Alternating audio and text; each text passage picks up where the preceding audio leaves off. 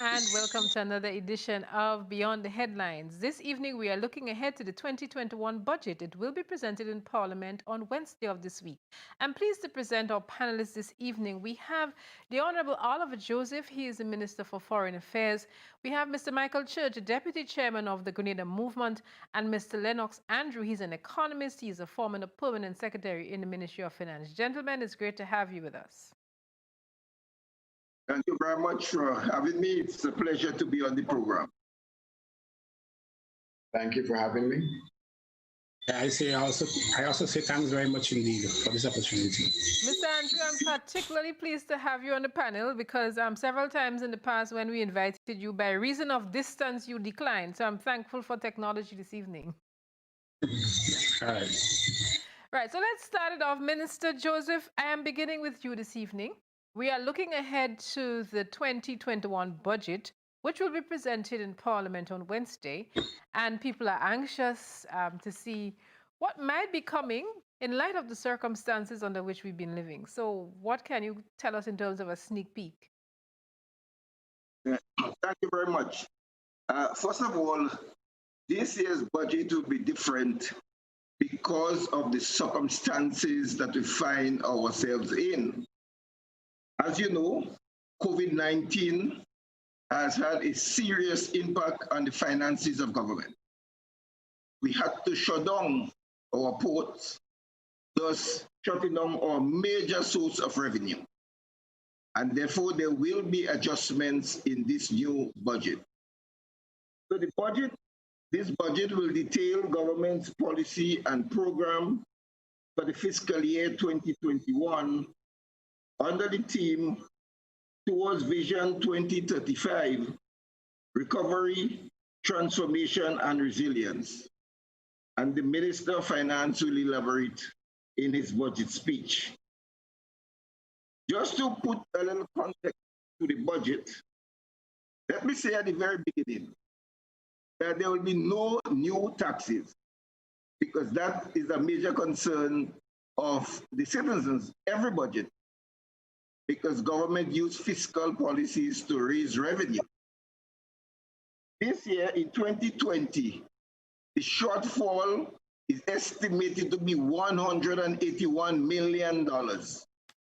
What that means is that we will collect $181 million less than was budgeted. It means that the government must make adjustments. In addition, the government has also taken the decision not to cut the workforce. They have given a commitment to keep all government employees despite the reduction in revenue. The IMF estimate is that the GDP will slow down in growth to negative 12.6%. And that's from the IMF report. Unemployment has increased to almost 29%. So it's a very difficult period. But there is hope. This budget will provide hope to the Grenadian people. And I will elaborate further as the program continues, but just wanted to set the context under which this new budget will be presented. Thank you so much for your opening comments, Mr. Minister. And I'll go to someone who has sat in the Ministry of Finance on several occasions and guided the government on how and what and when and where as far as budgetary presentations are concerned. So economist Lennox Andrew, former permanent secretary in Grenada's finance ministry, you are looking through that bulb and you're thinking, what will come on Wednesday? Well, what will come will largely depends on what is happening now in the economy and what is happening as well in the world. And then based on that, there should be, first and foremost, a certain level of growth targeted for 2021. Yeah? Because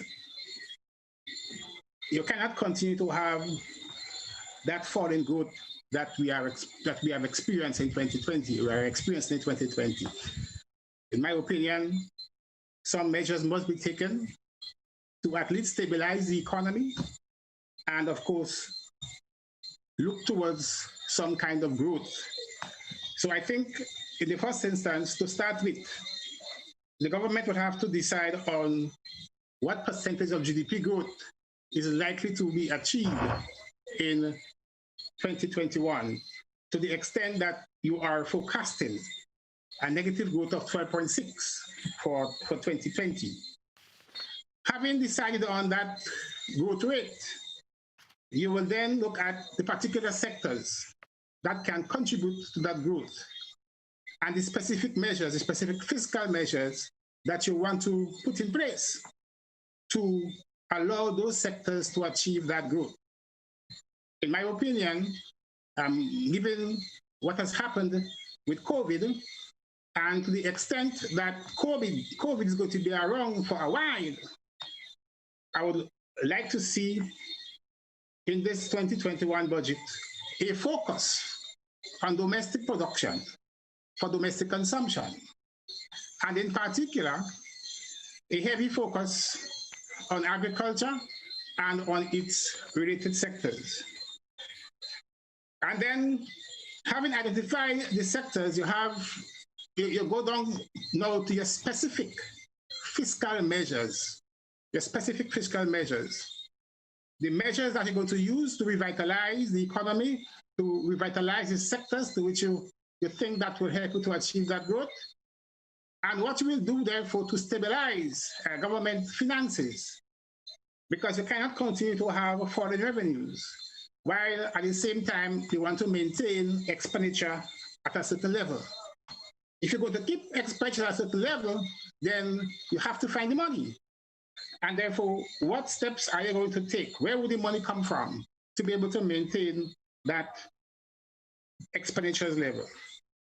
Now also, and fundamentally, from a technical point of view, I would like to see a more, well, not a more, but a balance and a complete budget presented. I am saying that because over the years, when we look at the budget, we found that the budget has not been completed. I'm saying that to say this. A budget has three parts. It has a revenue part, it has an expenditure part, and it also has a financing part. Yeah? That financing part has been lacking in the budget for the last 8, 9, 10 years. Good? But that financing part is important because the strength of the revenue and the expenditure lies precisely in how you're going to finance your budget, especially if you have a deficit, an overall deficit, or if you have an overall surplus. So, and therefore, I'm looking forward to seeing a completed budget in 2021 with the finance section being clearly detailed. Great. So let's go to Mr. Michael Church. He is the deputy chairman of the Grenada Movement, which was recently launched. And he was Minister of State for Finance, Planning, Economy, Energy, and Foreign Trade. And so he has that cap on. Having worn that cap, he's well versed in these matters. So, Mr. Church, you're looking ahead to Wednesday, and your thoughts are? Good evening to our listeners. I must admit that I do not have been privy to the draft of budget, but there has to be a way, even in its absence, for us to make a reasonably objective approach to determining what should be the nature of that budget. And the most reasonable route that I think we can travel, with the exception maybe of the minister,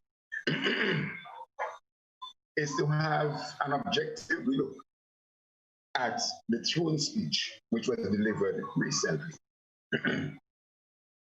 because the throne speech is expected to be a sort of a white paper that outlines government's policies on which the budgets, in our case, the 2021 budget, will be premised or based.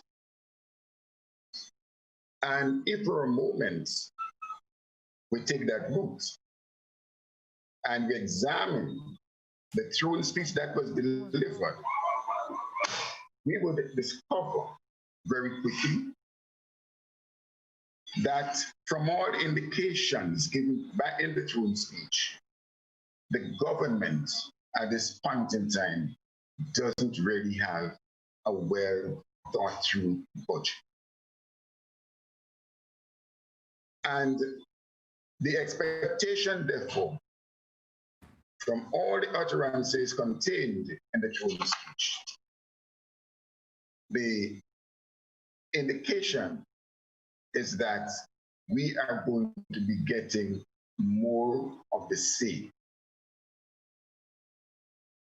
More of the same, whether it be the money program, the helping the poor as they claim to want to do in this budget. The legislative agenda is very empty in its content. There's a whole list of projects as if the throne speech is a small version of the budget without its numbers. But Mr. Church, is it that you're expecting, Mr. Church, is it that you probably was expecting the throne speech, and I have a copy of it here. So is it that you were expecting the throne speech to outline some of the budgetary measures? I am saying that the throne speech is the policy direction explained to the people by the government. And that policy decision of document is on which your budget or the budget is founded. So, for instance, I'm scanning through the document, and there are several areas where the government has laid out some of its plans in terms of what it's setting out to achieve. And I'm certain the finance minister will go through the details of those on Wednesday.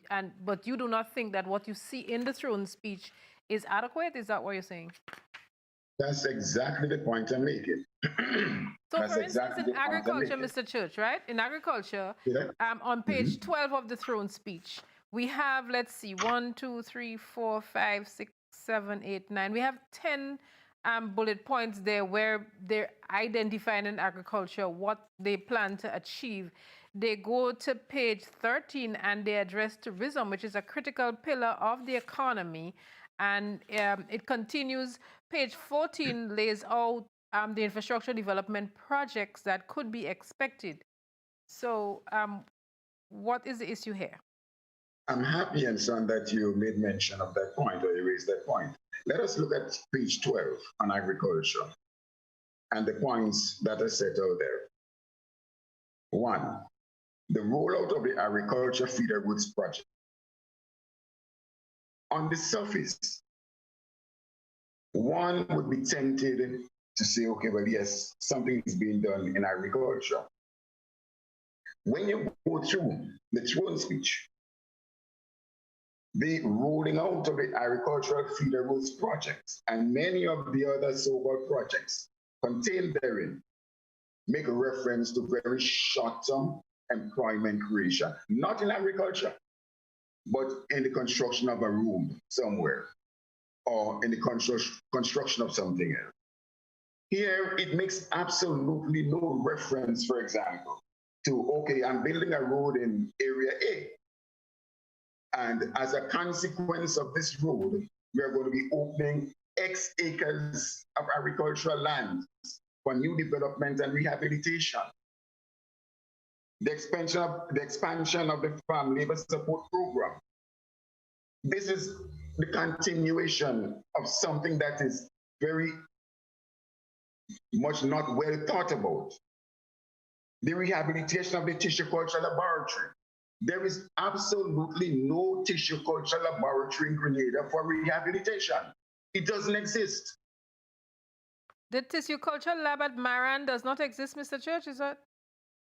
You have something at Maran where you had plants. It is not a tissue culture laboratory. Okay. The promotion of backyard gardening and youth in agriculture, look what they have done. They have coupled backyard gardening and youth as if to suggest that is the best combination we can have to get more youth into agriculture. Still go further on down. Further strengthening of the sector's resilience to natural disasters and other threats, including through appropriate insurance mechanisms. That says absolutely nothing. There's another part in the document, in the throne speech, where reference is made to, for example, on the Caribbean larceny issue. And it is the same old thing. Oh, we're going to improve this law here or improve this law there. It does not get to the heart of the problem. And in fact, so Mr. Church, I'm afraid what the government is doing is because of its lack of dealing with agriculture in its proper perspective. They might just find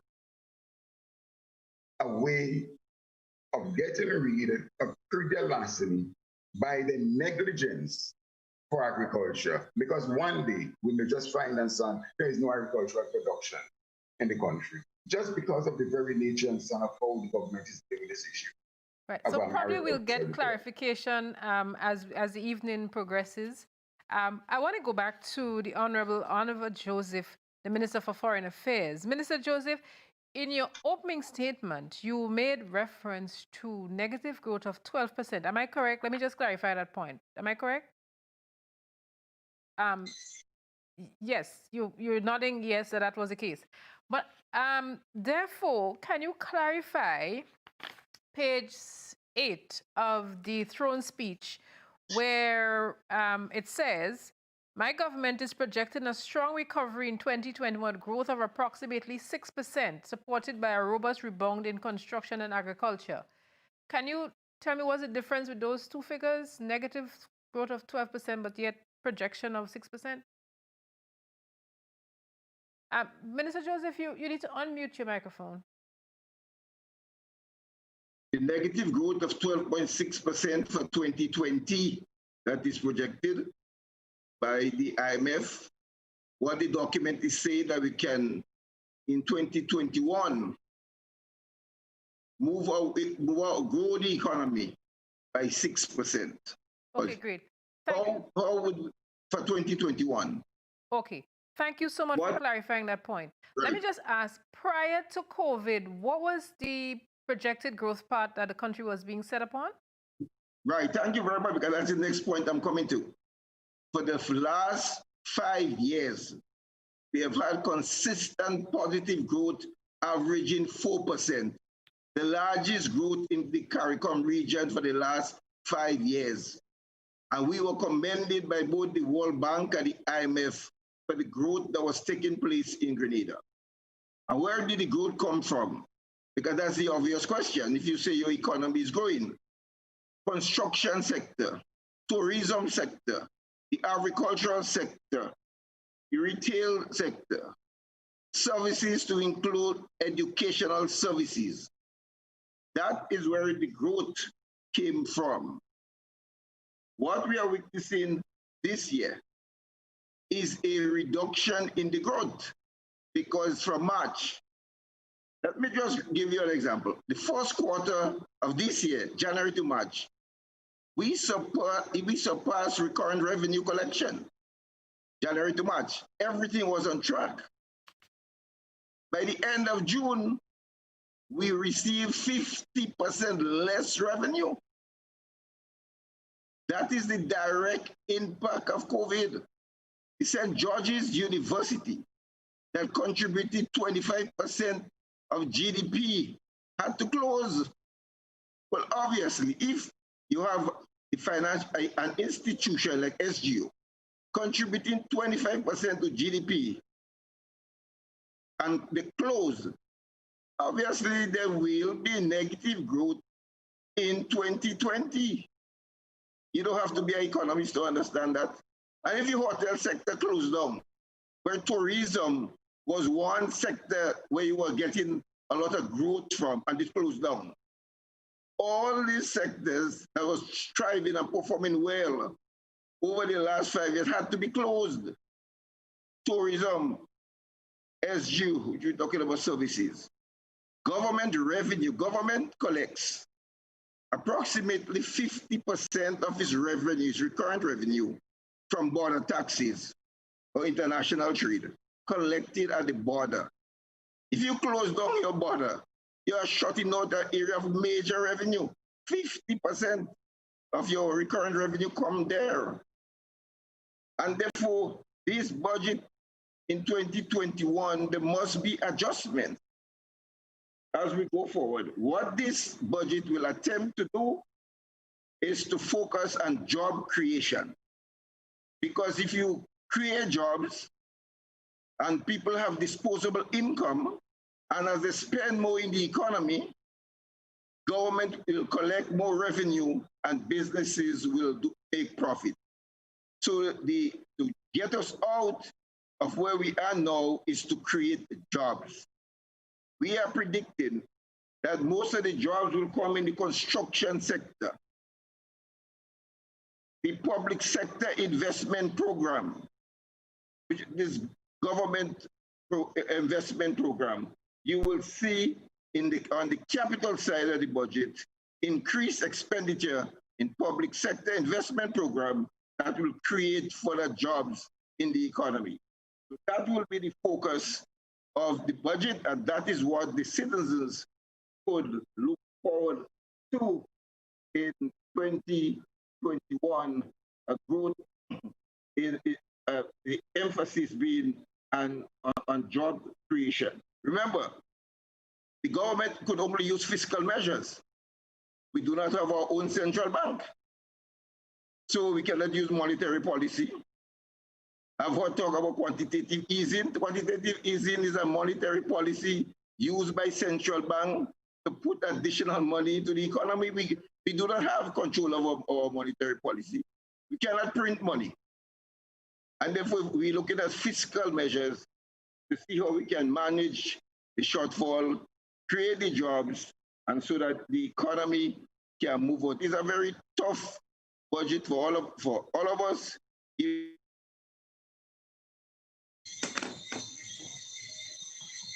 But in here, Minister Joseph, if I could butt in here, can you take me through some things slowly, please? So St. George's University, 25% of GDP. Can you tell me how much tourism contributes to GDP? How much? I didn't hear the question. Tourism. How much does tourism contribute to GDP?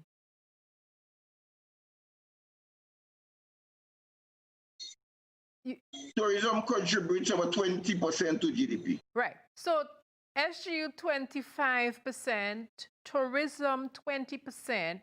So that's 45% of GDP. And construction. I remember in 2019, construction.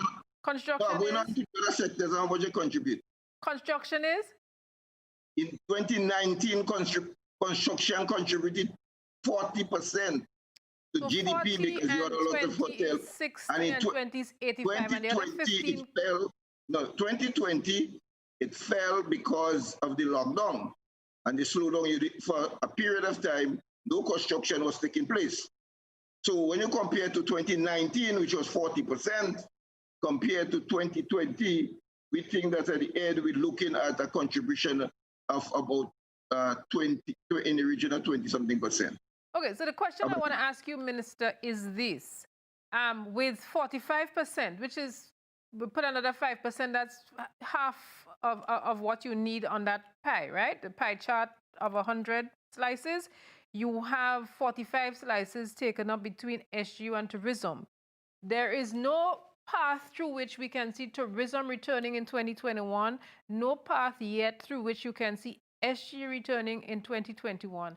How does the government plan to get revenues to be able to meet its financial obligation? Right. Government plans to raise revenue without increasing taxes by one, more efficient tax collection, return to business activities, collecting more at the port, through customs, as I mentioned, as a major source of revenue for the government.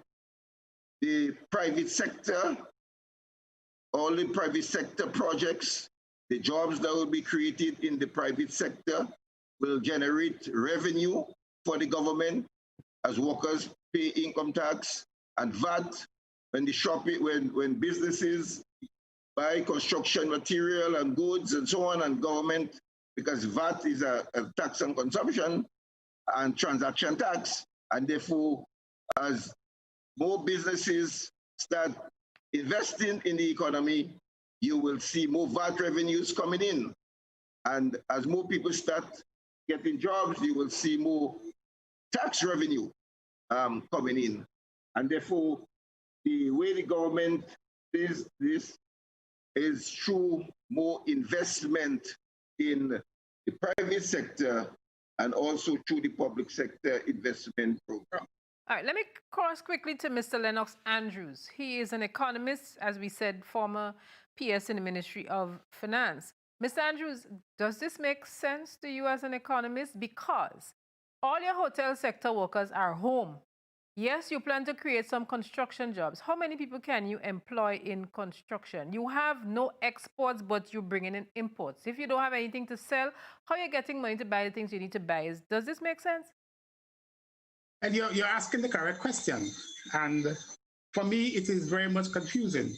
The first instance, you're having a negative growth of 12.6% in 2020. And you are projecting a growth of 6% in 2021, positive 6%, which in actual fact means that in 2021, the economy will have to grow by 18% over 2020. And that is substantially huge. How are you going to do that? To me, it remains questionable, big question. Good. Now, notwithstanding, I mean, our government can decide to focus on whichever sector that it's like, which is considered to be the one that can spur economic activity. That is fine. But reference was made to the public sector investment program. To the extent, my question is, I have serious doubt. I have serious doubt about the ability of the PSIP, the absorptive capacity of the public service to implement a large public sector investment program that can contribute significantly to a growth of 18% in 2021. My question is the financing for all those public sector projects, are they available? Is it a case of where agreement has been signed or you're ready to go? Or is it a case that you have a commitment to finance those projects? Unless you have the money ready, project document completed, agreement signed, and disbursement start, right? Now, I know in the past, the implementation rate of our PSIP has been as low as 30%. So you see that a PSIP of 200 million, yeah? And in the end, what you get is 40 or 50 million being implemented. And given the special period, given the special economic period in which we are going through, I really cannot see how we can achieve a growth of 18% in 2021 over 2020. That to me is a very extremely big doubt. Now, I admit that the slowdown or the downfall that we are experiencing cannot continue. I admit that. And therefore, it would seem to me that we have to think deeper and harder in terms of what fiscal measures we're going to put in place to stabilize the economy, first and foremost, and then find some growth. Yeah? And I'm not seeing that happening in what was said to us. I mean, you're quite right. The tourism sector, which many people, the government thinks that is the engine of growth for Grenada. Tourism not coming back in the next 5 years. It will not come back in the next 5 years. All right? The PSIP always suffers from absorptive capacity. We put a big PSIP in the budget, and at the end of the year, we get very little being implemented. Good? My view is that the greatest potential for growth in the economy right now lies precisely in the agricultural sector. And the greatest potential for job creation as well lies precisely in the agricultural sector. That is where I think the focus should be. And simultaneously, what you're doing is that you are producing for domestic consumption so as to fight against COVID. Because COVID is saying to us that to solve the COVID problem, we may have to lock down the economy. And it's something I don't think we should really do. Because I also think that in the 2021 budget, some amount of investment expenditure should be taking place on protecting our borders. Right? COVID is a health problem that affects the economy.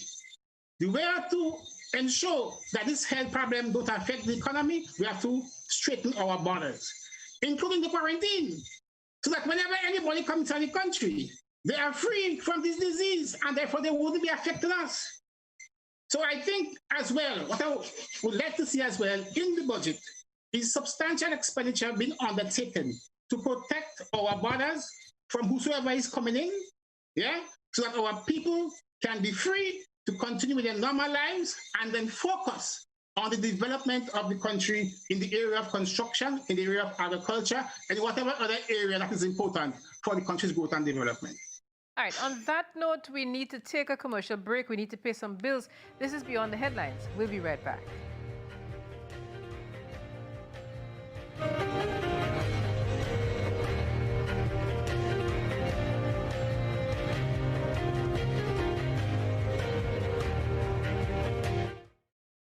Total is one of the world's largest oil companies with a top quality line of lubricants. Total Lubricants has a full product line from passenger cars, motorcycle, heavy industrial equipment, mining, trucking, agriculture, and manufacturing machines and vehicles. Total Lubricants, winning championships in motorsports, including Formula One and World Rally Championships. Total Lubricants are available at all Rubis service stations, leading automotive shops, and distributed by Huggins. Are you looking for quality herbs and herbal supplements, or are you thinking about having a complete body cleanse to jumpstart your health? Then no need to look further. Visit Nirvana Natural Health Clinic, Detox Center, and Natural Health Store. We carry a wide range of herbal products for kidney and gallstone cleansing, male sexual enhancement formulas, asthma and sinusitis, gas and bloating, acid reflux, constipation, arthritis, imbalanced hormones, female health issues, liver cleansing, weight loss, and so much more. Also available, colonic irrigation, holistic health consultations, essential oils, and diffusers. Look out for our online natural health store coming soon. Call 231-6642 for 18-7115 or 449-7753 to find out about our delivery options or to book an appointment. Visit us at Belmont St. George's, close to the Fallage, Monday to Saturday, 9 a.m. to 6 p.m. Nirvana Natural Health Clinic. Detox your way to health. What makes a strong team? Supporting each other, sharing successes and disappointments, learning from one another. Get a Be Better health plan from Beacon and get simple and affordable medical benefits so you can build a better team. Call 440-4447 or log on to beacon.co.tt for more information.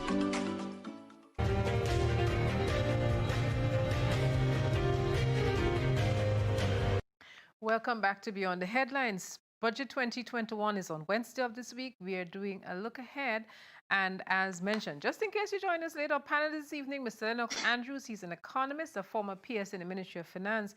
Mr. Michael Church, he is the Deputy Chair of the Grenada Movement. And the Honorable Oliver Joseph, he's the Minister for Foreign Affairs. And I want to go to Mr. Church at this time. Mr. Church, the big question is, how? Is it doable? Mr. Andrews, using his mathematical and his analytical and statistical brain, said that the government is projecting a 12.6% economic decline this year based on what COVID has caused, but is projecting growth of 6% in 2021, which means that you need to have an 18% crossover. Is that doable, you think? Certainly it's not.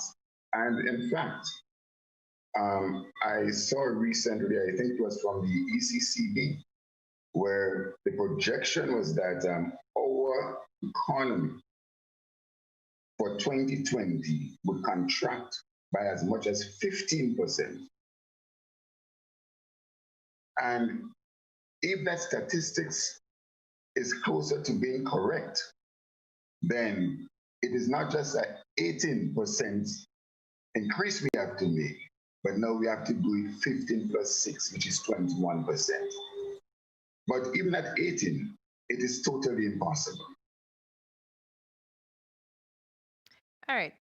So, Mr. Joseph, your numbers are being cut, dissected, and found wanting. You think you want to review those projections? No, unmute. We are not analyzing the budget here. That will be done Wednesday after the budget presentation. What we are talking here about, and that is the information I was given, about the expectation from the budget. That is why I began by saying that you should not expect any new taxes. That is why I'm stressing that the budget will focus on job creation.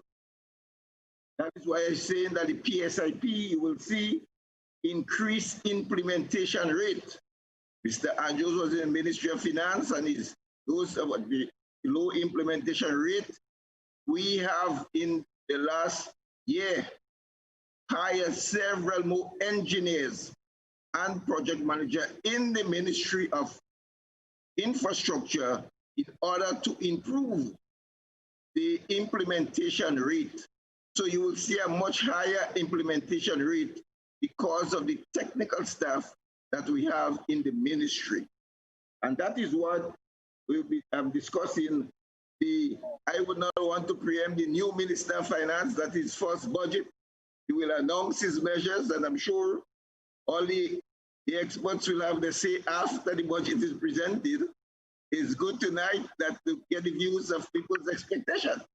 And so I will stick to my mandate of not preempting the minister and say that what the Grenadian people can expect is a budget of hope that will give hope to the Grenadian people.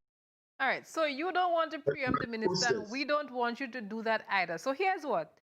We have heard him speaking on his expectations. We have a report which was prepared by GBN's Sherian Blackman-Stevens, capturing his thoughts on what could be expected in 2021. So I would ask the producer to assist us with, let's revisit that report for the benefit of people who probably did not hear it in the news. So let's entertain that report and let's see if we could find some kind of middle ground and position. A date is yet to be set for the 2021 budget presentation, but already Minister of Finance Gregory Bowen is painting a bleak financial picture. To date, the Cabinet has made 3 iterations to the first proposal that was sent to them with respect to the national budget for 2021. And the thrust is to give a reasonable picture of what will happen in 2021. Remember, we were coming from a shortfall of over $180 million. This must be seen in the budget. In other words, we will not be able to collect the quantity of revenues that we would like in 2021 to meet an expenditure that will do all that we want. He said it is not impossible for government to reach its goals set while dealing with a massive increase in unemployment, but is mindful that the task will not be an easy one. A difficult year with respect to finances. Imagine the unemployment ratio has risen from 12.1% to 28.9% just through COVID. And remember, we have started the construction. And even with the construction, we have this huge rise. We must look at the economic activities, expand the construction, look at areas, entrepreneurship areas, have training for youth. All of these will be part of the budget that will be unfolded to you at the end of this month, the beginning of December. Minister Bowen is hoping that 11 major projects within the construction industry will assist with unemployment. We have 11 projects that will come on stream, and the contractor will start 7 of them together, and maybe after a period of 6 to 9 months, we'll tackle the other 4. So in 13 months, 30 months, we shall expend some 50 million EC dollars that will see us nagging away at the unemployment, together with entrepreneurship training program, the small business loan. He pointed out that the hindrance to economic progress in the country is the cost of energy. He said to address this challenge, government is embarking on a $15 million geothermal project in the northern part of the island. We'll use the hot water from the earth to drive steam turbines. You're not paying for fossil fuel. You're only paying for the infrastructure and the capital cost to do this. And let me give you an idea. While the capital cost of the equipment is very expensive, if we work in a way, as Dominica did, by getting grants to supplement the expenditure cost, we could end up with the price of electricity at 4 US cents per kilowatt hour. What is the price now? 30 plus. Even at the time of low carbon fuel. Blossom Alexis Welsh, GBN News. Right, so we heard it from the man himself out of the horse's mouth, Grenada's new finance minister, the Honorable Gregory Bowen. So we'll go back to the panel. Mr. Andrews, your take on what we heard previously and what we've heard from Minister Bowen. Well, I mean, the minister has to find a way to, if I want to say, motivate and give people some kind of sense of hope. And in fact, I think if this budget can bring hope to the population, then, we're in a really bad situation. The budget must provide a new sense of renewed nationalism and patriotism and a motivation for our people, right? And I think that is what he is trying to bring out in those words. But I am not sure that the country, and in particular the government sector, the public sector investment program, can implement that large amount of projects to which reference is made in a period of this kind. This is a very special period in our economic history, very special period. With COVID still lingering, it is still on. In fact, my understanding that there may be a new wave of COVID taking place. And as I said before, if you don't fix our borders, then people can't feel comfortable to go out and work. We have to fix our borders. Yeah? So given that scenario, I am not seeing that upbeat, that motivation, that drive, that enthusiasm, that new vibes that people would get to want to go out and work and achieve a GDP growth rate well over 5% in 6% in 2021. I am not seeing that as yet. Right, but I wanted to make a point about monetary policy. Because while it is true that an individual country, because we are part of a monetary union, an individual country on its own cannot implement monetary policy.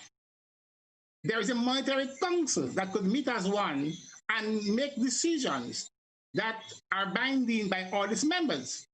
So my understanding is that when COVID struck, the Monetary Council took a decision to lower the bank rate, the central bank rate. The central bank rate is the rate at which the central bank lends to commercial banks. Lower that bank rate to 2%.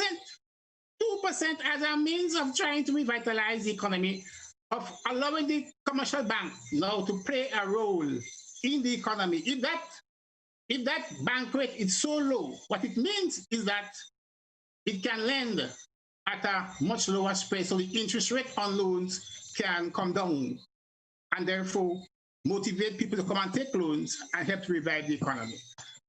I am not sure whether or not the commercial banks would have taken up that offer, because the commercial banks are already liquid, right? They're already liquid. But the point is that the central bank monetary policy can in fact be implemented. The central bank, for example, could increase the money supply by simply buying stocks, buying shares, and so forth in the economies. All right, and therefore increasing the money supply, put the money to circulation. That will bring down interest rate and cause the economy to recover. Now the other issue is the issue of debt. It's the issue of debt that our country. Mr. Andrew, can I ask you to hold that point? Can I ask you to hold that point on debt, because we're coming to a point where we must take a commercial break. But I just want to ask Mr. Church to comment on the comments made by the finance minister. Mr. Church, you listen to him and you get a sense that, what sense do you get? Yes, I get a sense that the Minister for Finance is desperate and he's looking for answers in the wrong places. And the point made by Lennox earlier with regards to the growth rate that was under discussion still holds true. Now, we have lost so many opportunities as a government that we really are finding it difficult to find places to go and get the answers. In the throne speech, there is absolutely no mention of the debt management policy that we hope to achieve or undertake. And so we present ourselves as a wealthy country that can do all those things that the minister spoke about. But that's impossible. We also find out that in the throne speech, there is absolutely no mention of the oil and gas industry that we made so much noise about in 2018. We have lost all those opportunities to one reason or the other. And now we are groping for things that do not exist. All right. We have a desperate government with absolutely no plans as to how, as the throne speech says, they would bring us to recovery, by transformation, and make our economy and society more resilient. That's what the throne speech is saying to us. And everything that the minister mentioned, including Minister Joseph, go contrary to this whole concept. All right. So let's hold the word concept there, because as mentioned, we must take a commercial break and we'll come right back. We have some dicey issues to touch on as well. Mr. Church just touched on the whole issue of oil and gas, and there's the issue of LIAT and tourism, because they're interconnected.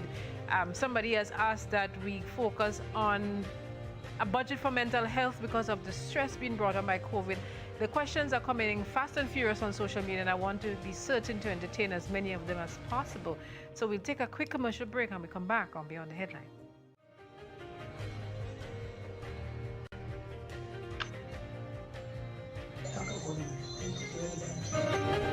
Yeah.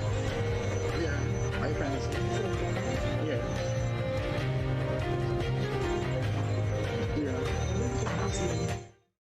With just $2, you can gift yourself with a chance to win the Lotto jackpot. Now, imagine winning the National Lotteries Authority jackpot of $62,000. Why pass upon this winning opportunity? Lotto, play and win a lot of money.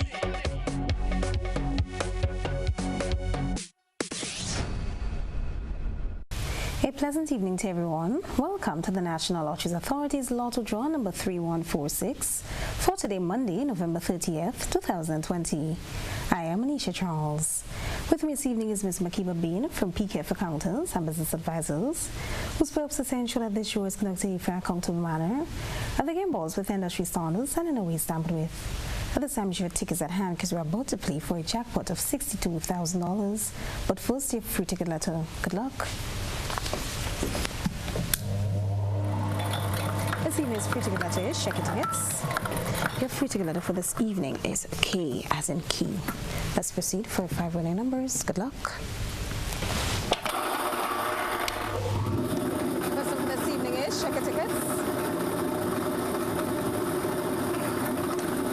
First number up is 2.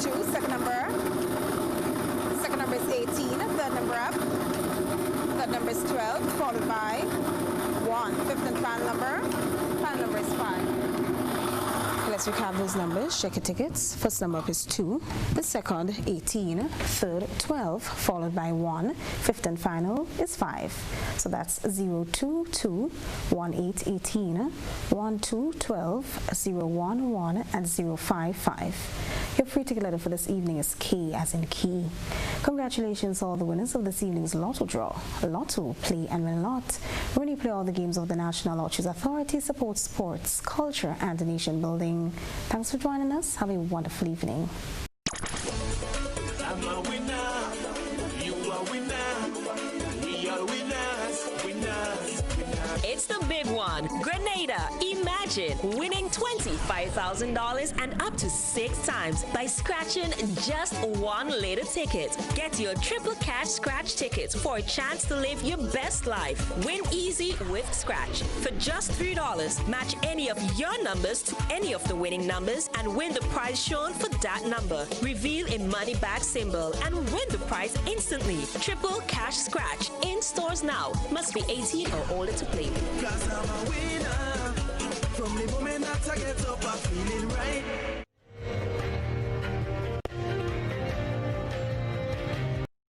Welcome back to Beyond the Headlines. This evening, we're looking ahead to the 2021 budget, which will be presented in Parliament on Wednesday. With us this evening, we have the Minister for Foreign Affairs, the Honorable Oliver Joseph. We have Mr. Michael Church, Deputy Chair of the Grenada Movement, and former Permanent Secretary in the Ministry of Finance, economist Mr. Lennox Andrews. So, gentlemen, we're looking ahead to the budget. Several issues have come to the fore already. Social media is lighting up with a lot of questions, and what we try to do is to accommodate as many people as possible. Minister Joseph, there's a question. This person here says that Minister Joseph spoke about no new taxes, but the government strengthening its tax collection regime. Businesses in Georges owed the government a significant amount of taxes. Has the government collected these taxes? If not, based on what you are saying in terms of collection, will the government move to collect or meet its shortfall? And the person clarified by saying, I am referring here to Anders because that was a big issue in the news. Mr. Anders himself did give a press conference on the matter. Minister Joseph, tax collection, were you able to collect those monies from Anders? And what you're doing in terms of tax collection in the case where people owe the government huge sums? In the tax collection system, we are not talking about an individual. There was an arrangement worked out with this private individual and the government for payment of outstanding taxes. When I talk about strengthening and improving tax collection, I'm talking about a system that we put in place for efficiency so that we can be more efficient in tax collection. All right. Somebody else is asking, if there be no tax increase, how will the port collect more money? Are we expecting to see more imports because of entrepreneurship and new businesses starting up? Well, listen, you know you could have lower taxes and collect more money because you could have increased demand. So the fact that we're not increasing it does not mean you cannot collect more. you could have a lot more demand and therefore collect more. Just like with business activities. When you have more business and you have more people spending, you're collecting more. So you want to reduce the unemployment so that people can have disposable income to spend so that you can collect more. That is the simple answer to that. But I want to refer to something that was said previously, because there is no credit given to the government over the last 5 years, except from the IMF, World Bank, and Conscientious Grenada. Of what the government did from 2013, we inherited a debt to GDP ratio of 108% in 2013, and in 2019, it brought it down to 57%. And we were rewarded by that by concessionary loan from either of the World Bank. We are the first CARICOM country to receive $25 million as concessionary loan from the World Bank. 40 years to repay, 10 years grace period, 0.75%, only because of the outstanding performance of the economy. Unemployment fell from 40% to 15% over the period 2013 to 2019, and was projected to fall even further because of the measures taken by this government. So I could understand these people having doubts and whether the government will perform. Look at the record. Look at the track record of the government and read the IMF and World Bank report. You don't have to take it from me. Look at the ECCB report for the last 5 years. This government must be given credit for the way it has handled the economy. And that is why this budget will give hope to the Grenadian people that they can look forward to a government continuing to deliver services to the people of Grenada. Okay, great. So you mentioned the whole issue of debt. Mr. Andrews, I had asked you to hold a point on debt management. It might be poignant for you to come in here on that point you wanted to make. Yes. The debt to GDP ratio fell, good, but it was also due in part to debt restructuring and also to debt forgiveness. It was not a case of exclusive GDP growth rate that would have brought the debt to GDP ratio down, right? I mean, and therefore, if any credit is to be given to the government, the credit has to be in its ability to be able to have its debt restructured and to seek some form of debt restructuring with its creditors. So that's one part. But be that as it may, remember, all these good performance, and I have no problem with that. I mean, the truth is that from 2016 to 2019, yeah, the government achieved overall surplus, and that's good because overall surplus is a rare phenomenon in fiscal management. So that's okay, and that is credited. Yeah, but those happen under normal conditions. Normal conditions. We are not in normal conditions now, and your real metal will manifest itself when you are in tight situations like these. How do you deal with an economic situation that is characterized by high unemployment, low GDP growth rate, foreign grant revenue, foreign fiscal revenue, and you still want to maintain a certain level of expenditure? This is the crunch of the matter. How to treat with this thing at this point in time? Yeah, and that is where I think we having some serious difficulties. Now, why the debt to GDP ratio would have fallen? I am saying going back right up to where it was, or even higher. Because first of all, the PSIP to which reference was made, historically, and even more so now, 80% of our PSIP has been financed from loans. 20% is what we refer to as counterpart financing, local counterpart financing. So anytime you bring in a huge PSIP, it is because your current revenues are insufficient. So what you'll be having would be a current account deficit. Yeah? And that current account deficit would pass over to your capital program. So you have to finance a major part of your capital program by loans. Yeah? And given the size of the PSIP, that what is expected in 2021 to help to revive the economy, my prediction is that at least 80% of that PSIP will be financed from loans, which will bring the debt to GDP ratio right back to where it was, in addition to the other loans that we already have. Yeah, that we already have. And I'm saying that in this period, what you're looking for is more a case of trying to stabilize the economy and create conditions for higher GDP growth rate to take place down the road. We don't expect the economy to grow by 18% over 1 year.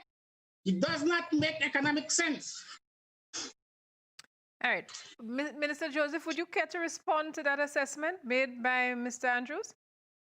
I don't know what is the basis for saying that the debt to GDP ratio will go up to 108% or more. We have gone through a debt restructuring because of proper fiscal management. We implemented Fiscal Responsibility Act, where we set targets there. We had recurrent surplus. It is a difficult time. It is not normal time. That is why I started out by saying there will be adjustments. But I do not know on what basis is predicting that it will go back up to 108% from 57. That we brought it down to. Because of the loan. We are saying. Let me explain. Because there is some fiscal management that this government has been given credit, while the debt to GDP ratio obviously will increase, but not to the levels that he is predicting. And so when I get the budget on Wednesday, the first thing I'm going to look at is the current account balance. Yeah? And I expect that current account balance to be negative because revenue is would most likely be down in 2021, which you have just stated. Good. And you want to maintain your expenditure more or less the same. Good. 50% of our revenue from the port you wouldn't get. It's likely you wouldn't get to 2021. Right? You won't get all that. Good. So the first indicator I will look at would be the current account deficit. And I'm saying deficit because I expect it to be a deficit. Then I will look at your level of capital spending, your level of projected capital expenditure for 2021. And I will compare the two. Then I would also look at how you're going to finance that capital expenditure. What portion is grant? Yeah, capital grants. What portion is capital grant? And of course, what portion will be debt? Good. And then based on that, I hope I can come on the program on Wednesday and let you know and explain to you how the debt to GDP ratio will rise by, I would expect it to rise by well up to the 100%. We work on the mathematics together. We can do that together. I'm not nothing wrong with that. We will do it together on Wednesday. Both of us could come back and we'll go through the numbers. I will see. We will do it together on Wednesday. Let's go through the numbers and I will show you how it will reach up to 107%. Good? Given the fact that you're going to have a large current account deficit. Two, capital grants would be falling. Capital grants would be falling. You will have very few capital grants. So the only way you could finance a large capital program is through loans. And any loan will cause the country's debt to rise. Simple as that. I'm not saying the debt will not rise. Obviously, you have to finance the deficit. But you said it will rise to above 100%. Indeed. You know, so let's wait for it and see. Good. Fine. We'll wait and see. Wonderful. You agree on that. Because if you borrow it to meet the deficit to rise, that's a given. And what is wrong with that? But what is wrong with that if you have to finance the deficit in the budget? What is wrong with that? That is why I also said I would want to see a completed budget. Good? Yes, in which you also explain the financing of the budget. Yes, because come Wednesday, you're going to have a large overall deficit. You're going to have a large overall deficit, which will wipe out the large overall surpluses you achieved from since 2016. Good. And therefore, you need to explain to the nation how you're going to finance that large overall deficit you're going to incur in 2021. That financing plan. And that will be explained by the Minister of Finance. So Wednesday, when you come back and you get the explanation, you will realize that it will not go to 100%. That's good. That's fine. We agree on that. And just so that we'd let our viewers know that on Wednesday night, we will have another edition of Beyond the Headlines, a special edition. We'd have Mr. Andrews back with us and the Honorable Anthony Boson. There's a third member of the panel, but unfortunately, that name is escaping me at this time. I don't think I have it here as well, but I'll get that to you. We'd have a third member of the panel as well. Minister Joseph, it looks as though you had to come back. So it looks as though we might have some kind of... No. I will be happy to come back to show that what I was saying was correct. Minister Boson has been booked. But Mr. Anthony Boson is an economist, and he's very good at numbers. All right, so I'm sure he will represent the government well on Wednesday. Right. Mr. Church, I notice you're trying to come in, but let me just take a caller who's been on the line for a while holding. Caller, good evening. Let's see if we could get you in and get a contribution from you. Thanks for being patient. Thank you. No problem. Good night to your panel. I must say that the minister is doing a very poor job in trying to inspire confidence. And I think Mr. Andrews and Mr. Church so far has been totally correct in the assessment. Now, let me tell you why I say so. In looking at the last at least 4 or at least 3 performances by way of GDP, according to the data from the World Bank, Grenada grew in 2017 4.4%, in 2018 4.2%, in 2019 around 3.1%. And what was projected before COVID-19 was between 3.2% and 2.9%. We ended up actually achieving a negative 12% due to COVID. Now, the point is the trend has been downward. So this projection for 2021 is looking a bit too suspicious. If I am to say, if you have to project something coming out of a COVID period, still an uncertain period, it will be better to put it around 3.5 thereabout. But the government seemed to be hell-bent on this 6.5%. I don't know how we are going to achieve it. The question is really, what are you going to build the economy on in 2021? Is it from the same structure, construction and tourism? The minister spoke of jobs. The question is, are new jobs going to be created, and what is the level, or rather, what is the investment and opportunity or environment that will be created to bolster sustainable jobs coming out of the period of COVID? Because remember, some people, they have lost temporary jobs, daily paid, etc. However, some people lost sustainable jobs. So you need to rebound. The question is, are you going to rebound on the same platform that was destroyed in about 3 or 4 months due to the lockdown measures? So we need to see some diversification. And I am not too confident that this budget upcoming 2021 will lead to that change. There are still too many unanswered questions. There are still too many opportunities that are not being grasped at the level of state and even sometimes the community. The question of how government is spending, and rather, government is not spending, but the funding that is available to do some of the repairs and so on in the communities, will that be able to go into 2021? All right. So there are a number of questions. Thank you so much for your contribution there. Wish we could entertain you for longer, but we'd like to get other callers in as well. And we have quite a number of subjects to get into. Mr. Church, you wanted to jump in on something, and you've been very kind. Let's hear you.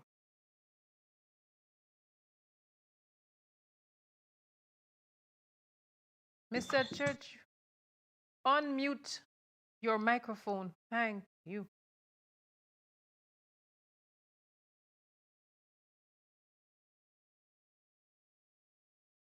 I am not hearing you yet. Mr. Church, you there?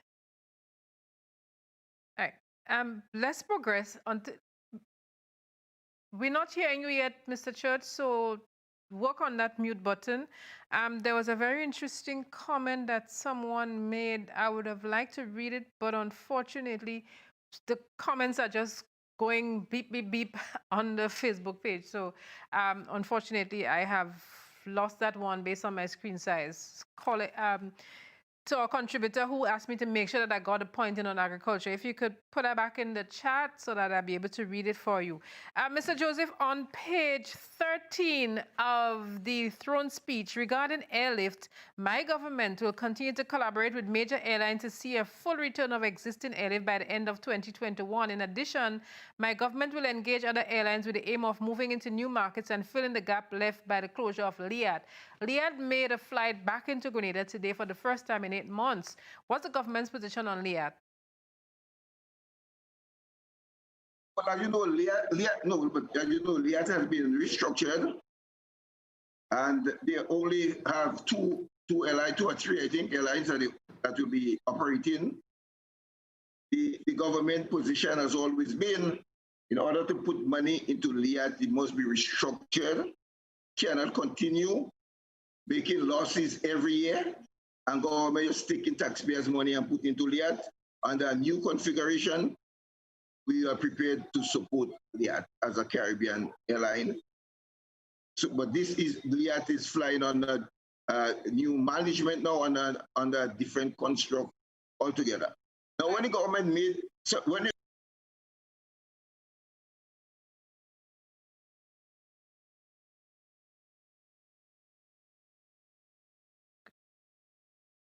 All right. Mr. Joseph, you seem to have. Oh, yes. Okay, sorry about that. Go ahead. Stop playing with the knobs, Mr. Joseph. Go ahead. The situation is so volatile. We might say we expect tourism arrival. Open up the border. BA starts flying.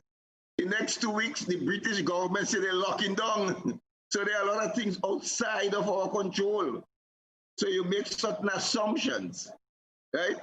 We are happy to see BA, American Airlines, and JetBlue start coming back again. And then there is an increase in COVID from the state of origin, and they had to call it off. All right, Mr. Joseph, let me go back. Let me steer you back to Liat, right? Let me steer you back to Liat. We had a report in the news this evening. I would like to take it, but I see the clock going all over the place. I can't believe it's 5 minutes to 10 already. I'll have to ask the producer to give us some more time this evening. Mr. Seaford said this evening that some of the governments have agreed to wipe off the debt that Liat owes to these governments. Is Grenada one of those? The proposal that was discussed was in each member state, the workers, Liat workers, in the member state, the proposal was that the government in each member state should consider taking care of the workers, Liat workers in the various member states. That is what is under consideration. The Prime Minister met with the unions that are representing the workers to see what kind of arrangement they can work out. So have the Liat workers in Grenada received any salary support from the government of Grenada? As I said, the matter is under negotiation with the unions. But the Prime Minister the government issued a press statement saying that they'll take care of the workers. My question is, has the government honored that commitment and obligation? The government always honors its commitment to workers. It's been 8 months, Mr. Minister. But you ask me if they get paid, and I'm saying that I cannot answer this question definitively. Okay, Mr. Because Minister, I wasn't prepared for that question to discuss Liat. Okay. When I was told about this budget presentation, I had no clue that Liat will come up, so I can get the information and pass it on to you. But Mr. Minister, you could have expected the question is on page 13 of the throne speech, which sets the... We were not discussing the throne speech, we were discussing expectations from the budget. And it's set out in the throne speech, normally sets the tone for the budget, isn't it? Correct? Yeah, but that's not the budget speech. As Mr. Andrews going to tell you, the budget speech is different. And we could discuss the budget speech at next time. We get annoyed today. Now we carry on. Mr. Church, you should not tell me discussing the throne speech. Mr. Church, you wanted to make a point. Mr. Church? What's wrong with your audio?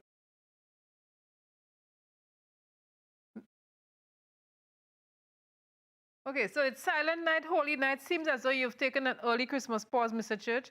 Mr. Joseph, let me come back to ask you about oil and gas. Any movement on oil and gas, probably that we could see something chipped into the budget concerning that? I would prefer the Minister of Finance answer that. Okay, so you're deferring to the Minister for Finance. Mr. Yeah, because Minister, the budget is not presented yet, yeah. somebody asked mental health and whether there's anything in the budget addressing mental health because the stress is intense and what you're doing about the community approach. We have seen an increase in suicides this year and people feel it's related to COVID stress. There's an increase in the Ministry of Health budget. It's not, you wouldn't see a line saying mental health, but there's an increase in health recurrent expenditure. So I'm sure allocation will be given towards. All right, somebody here is making a comment on social media. It is easy to achieve 6% growth in 2021 after allowing the economy to collapse in 2020. The base year 2020 is easy to beat because it was negative. It's econometrics. Econometrics. I will learn that word. Econometrics. Since econometrics. No, the person said tricks. T-R-I-C-K-S. If it's there. Economic Tricks. Anyway. I know what they say, but I'm telling you, but use econometrics. You can ask Mr. Andrews our econometrics model. Okay, we have a call on the line. Caller, good evening. Hello. Yes, please go ahead. Hi, good evening, Odette, and good evening to your panelists. I want to begin by stating generally, I think one of the things we lack in Grenada among our politicians is political maturity. And too often we hear criticisms, feedback that really, makes one wonder if the folks who are criticizing are in fact residing in the same country as the rest of us are. So I just want to make an appeal to, generally, let us exercise political maturity at a time when we need suggestions and feedback that are constructive. And I hear particularly one of the panelists tonight, and is just stuck on the throne speech, and as if that's the budget, and just referring to it in and out, and being critical. It's really unreasonable, and he hasn't offered any suggestions. So that's first thing. The other thing I want to ask my good friend, Mr. Lennox Andrews, he spoke about the monetary policy and relaxing of the interest rates and how central bank can assist. And he suggested buying of stocks and so on. Now, the issue here, in my view, is the lack of aggregate demand, as the economists will put it. So the increase in money supply is not going to address that. I mean, and we spoke about the issue of the commercial banks not lowering interest rates. Now, the fact is, the interest rates could be zero, but if people don't qualify for loans, the commercial banks cannot lend. And the issue here is the whole issue of demand, and that is because of the issue of unemployment. So I just wanted to clarify, how does he see the relaxing of the monetary policy by the central bank and increasing the money supply? How is that going to assist, and where is that money going to go? Because when central bank buys stocks and bonds, that money is going to the companies and not to the ordinary man.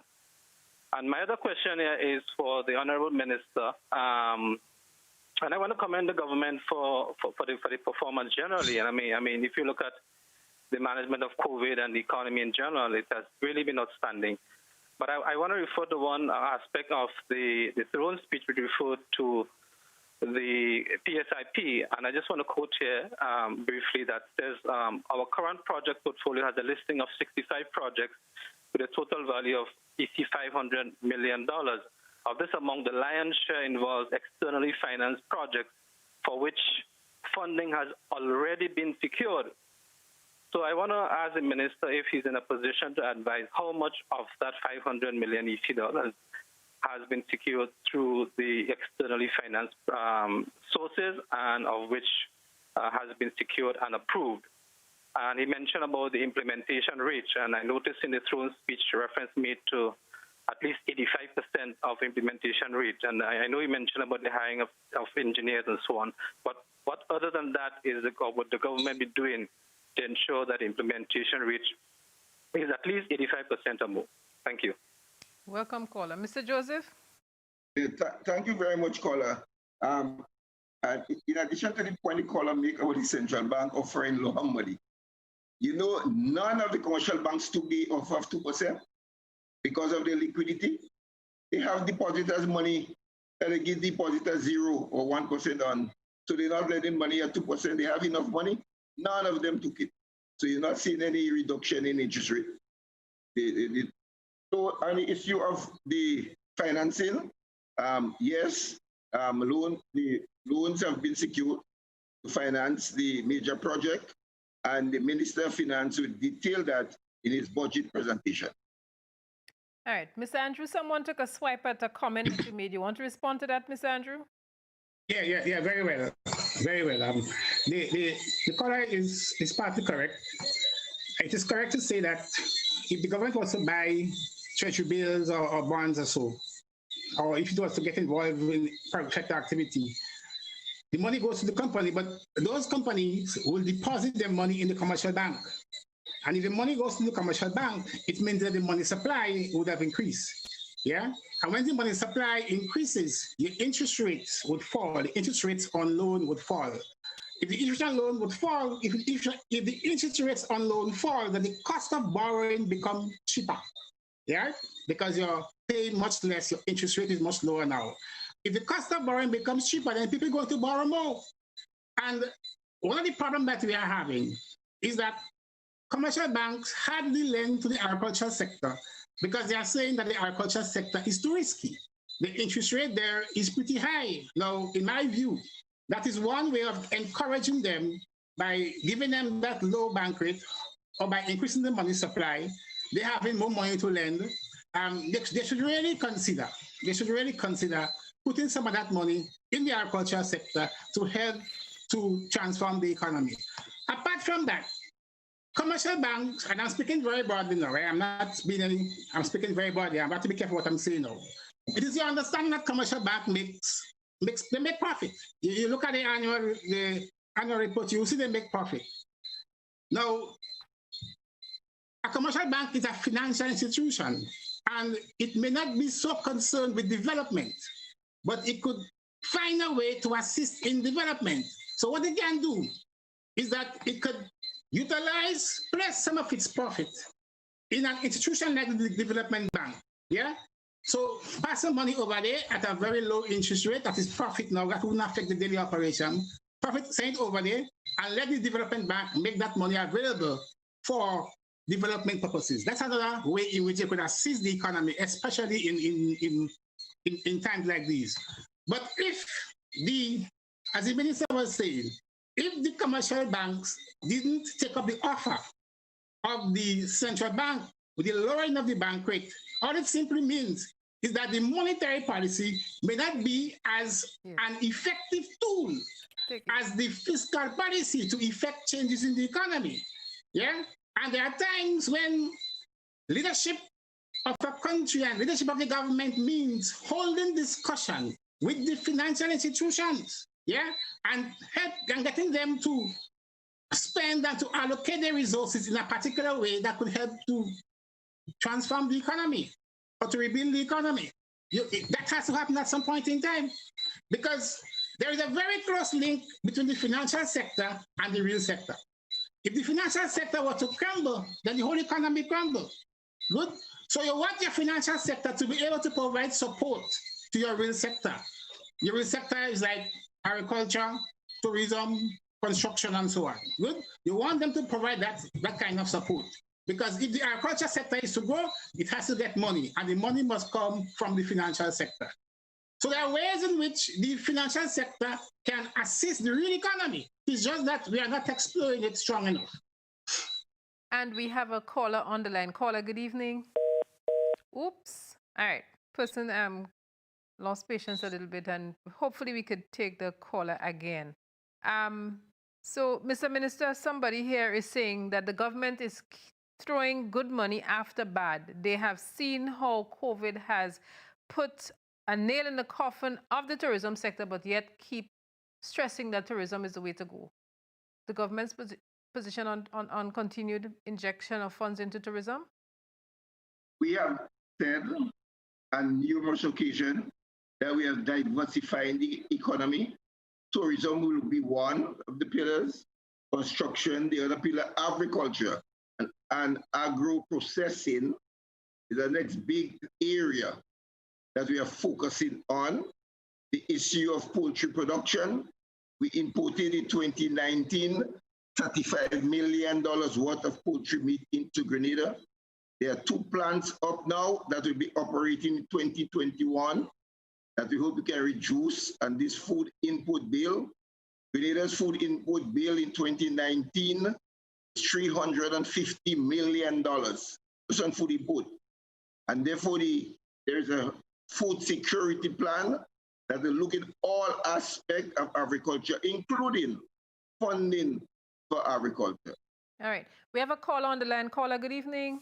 Hi, good evening. So I'm calling back to challenge my good friend, Mr. Andrews, once again on this whole issue. Caller, let me just ask you to just use up 30 seconds. It's already 8 I'm not going to be long, right? And so you the issue here, 30 seconds. Absolutely. The point I want to make is that the issue here in the economy is not the supply of money. It's not the quantity of money.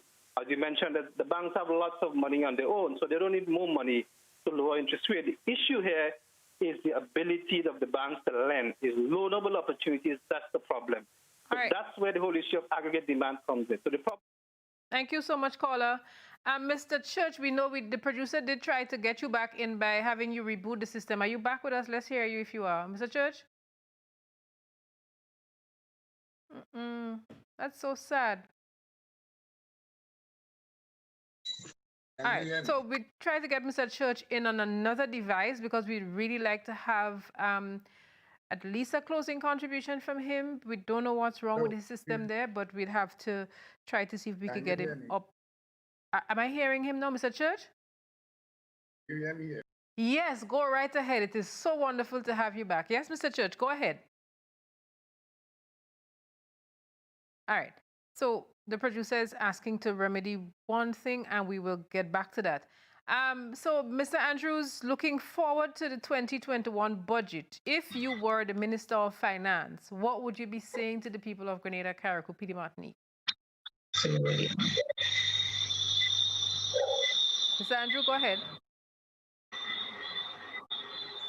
Yes, Mr. Andrew, go right ahead. If you were the Finance Minister, what would you be presenting? What would you be saying on Wednesday?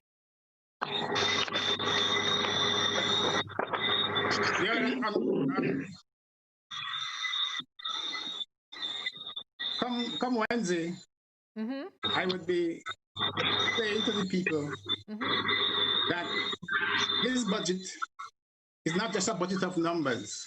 It's not just a budget of party politics. It is a budget of hope. It is a budget of renewed nationalism and of renewed patriotism. It is a budget in which all of us must be motivated, stimulated, captivated, get a new sense of direction, utilize our time, our treasure, and our talent, and work for the common good to help to transform our nation and to take us out of that special period in which we are now going through. So I won't just present a budget of numbers. I will also have to present to them a new mindset, a kind of a paradigm shift in the minds of our people, right? And get them ready for something new.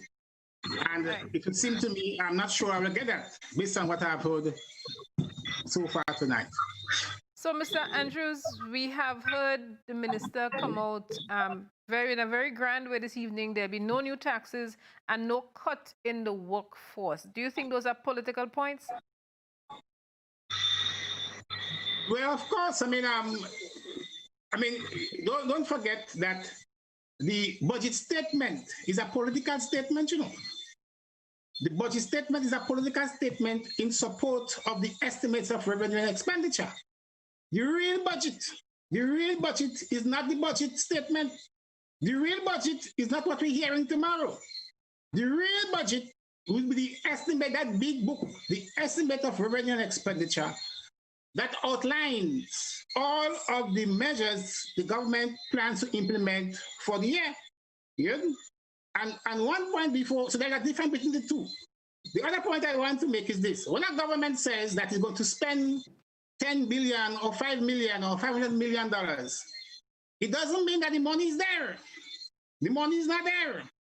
The money has to be collected. You see? So part of the job of the budget is to give people that sense of achievement going forward. Otherwise, we ain't going nowhere. All right.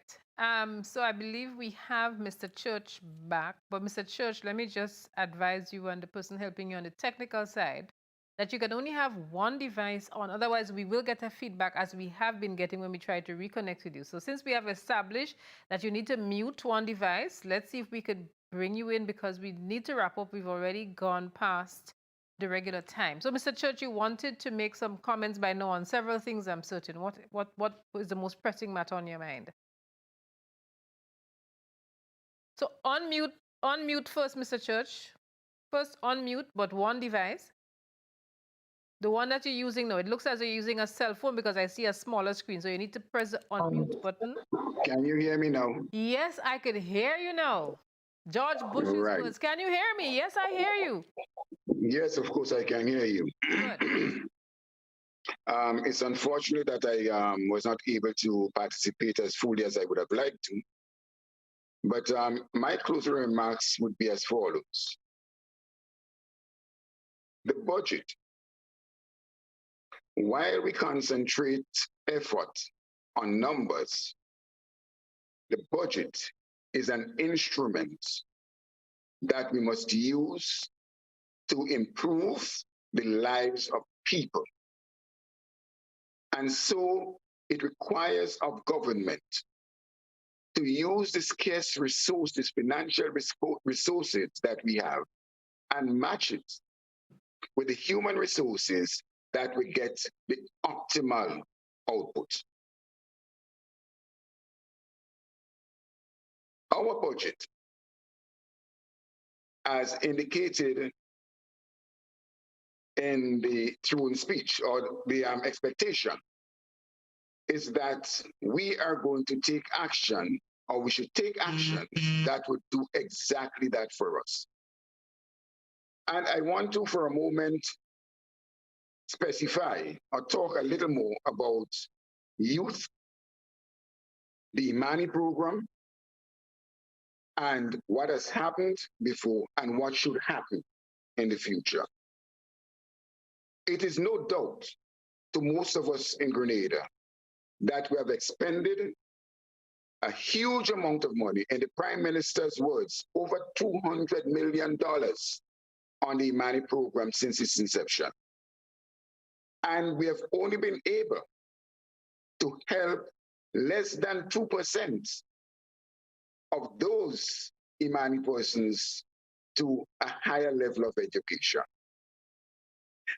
A brief and quick calculation suggests very clearly that if we could enter the proper arrangement with this St. George's Medical School and have them to institute programs that would benefit our nation, we would have been able, over a 4-year period, to educate at the first degree level 6,000 young Grenadians, rather than the 95 or so Grenadians that have been educated so far under the program. And I'm quoting that based on what the Prime Minister said.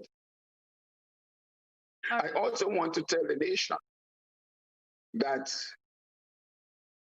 the government's policy with regards to fiscal responsibility, we must remind the nation that the government, according to its policy statement in the throne speech, is indicating very clearly that it intends to suspend the Fiscal Responsibility Act. And we have a responsibility to pay very close attention to how the government expends our scarce resources. As I pointed out earlier, there was absolutely no mention of debt management, national debt management. And notwithstanding what Minister Joseph said, already there are indications that while our economy and our GDP is declining, we are increasing our debt load. A good example, the loan recently taken and son from the Chinese worth about $160 to $180 million. One may argue, as I suspect Mr. Joseph may want to argue, that, oh, it's not the government. Yes, it is the government. And so if we go down that road, if we continue going down that road, I don't see how the budget that we intend to pass and execute in the next year would improve our condition as people and as the economy. So, Mr. Church, we want to thank you so much for those points that you have made. Unfortunately, we did lose you for a period because your device, as we say, just started acting up. And the opportunity is there on Wednesday for you to join the panel again because of what transpired this evening. But before we let you run away, I have a question here that somebody early in the game asked me to ask you, Mr. Church. Ask Mr. Church if he is in talks with the NDC to return as their political leader. Not a budget-related question, but... My dear hostess, I think in a healthy democracy, we need to give all the participants the space and time required to put the houses in order. I am a member of TGM.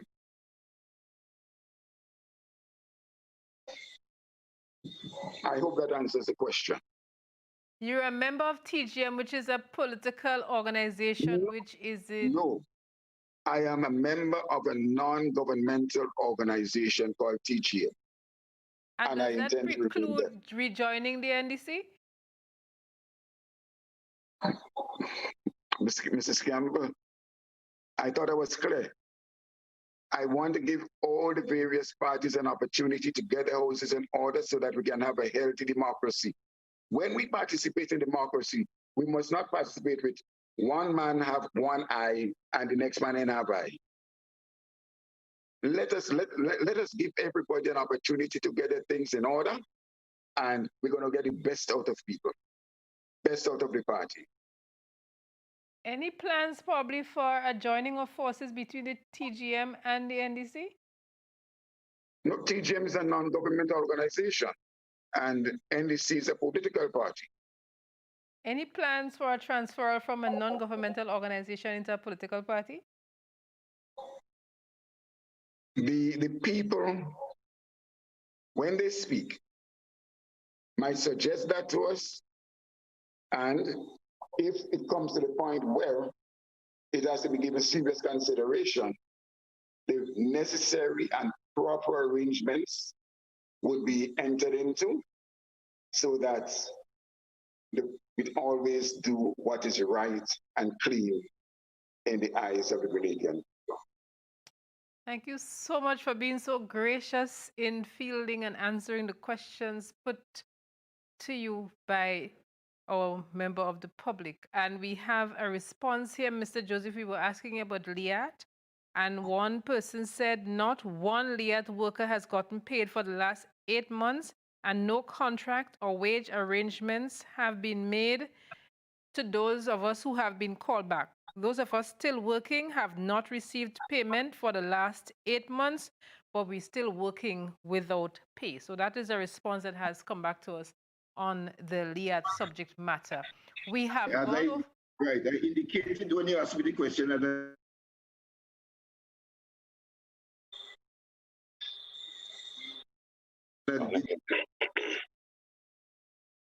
Sorry, Mr. Joseph, there was a lag on the internet there. What did you say, sir?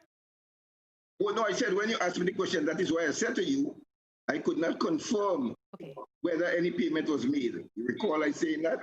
Yes. Okay, great. Yes. All right. Yes. So we must wrap it up this evening. We've gone over time, and we've been looking ahead to the 2021 budget. Just to let you know that on Wednesday evening, we will have a post-budget Beyond the Headlines special production. We'd have Minister Anthony Boson with us this time. We'll also have with us Mr. Lennox Andrews, who is on with us tonight. We just never know. Minister Joseph, there's a bet, let's say, between Mr. Joseph and Mr. Andrews that we might have to wager again. So, Mr. Joseph, you may have to speak with your team, and we may have to accommodate you just so that we can get those points cleared up.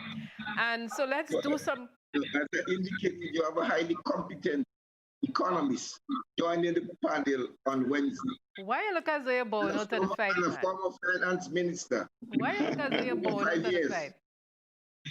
All right, all in good nature. Let's wrap it up this evening. And because Mr. Church unfortunately had some issues with his connection, Mr. Church, I'm giving you 1 minute for some closing comments, and then we go around the panel and we wrap it up this evening. Mr. Church, your closing comments are what? Thank you very much. I want to remind the government that its budget is not only guided by numbers, but it established the theme, and that is towards Vision 2035, recovery, transformation, and resilience. And our discussions tonight, and listening to Minister Joseph, spoke basically on to a very, very, very short-term budget approach.